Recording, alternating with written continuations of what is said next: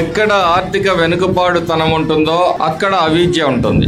ఎక్కడ ఈ రెండు ఉంటావో అక్కడ దేశ చరిత్ర కాదు, ప్రపంచ చరిత్ర మొత్తం మీరు తిరగేసినా అక్కడే ఉద్యమాలు ఉంటాయి. ఎందుకంటే మనం ఆర్థికంగా పరిపుష్టిగా ఉన్నప్పుడు ఈ ప్రాంతంలో మన బిడ్డల్ని మనం చదివించుకుంటాం.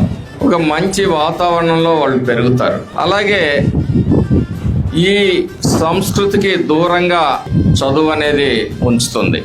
కాబట్టి గౌరవ పార్లమెంటు సభ్యులు చాలా సందర్భాల్లో ఈ ప్రాంతాన్ని విద్యాపరంగా ముందుకు తీసుకువెళ్ళాలి. ఒకటి కాబట్టి మంచి టీచర్స్, మంచి ఇన్ఫ్రాస్ట్రక్చర్ ఉన్నప్పుడు మీరు చేయవలసింది ఏంటంటే మొట్టమొదటిది ప్రతిరోజు కూడా ట్యూషన్ తప్పకుండా ఈరోజు ఒకరోజు వెళ్ళాడు, మన 4 రోజులు, ఈ వారంలో 4 రోజులు వెళ్ళాడు కదా, ఒక 2 రోజులు స్కూల్ ఎగ్గొట్టిద్దాము అని అనుకోకుండా ప్రతిరోజు కూడా స్కూల్కి పంపించే బాధ్యత తీసుకోవాలని చెప్పి మేము కోరుతా ఉన్నాం. ఎట్టి పరిస్థితుల్లో స్కూల్ అయితే మిస్ అవ్వకూడదు.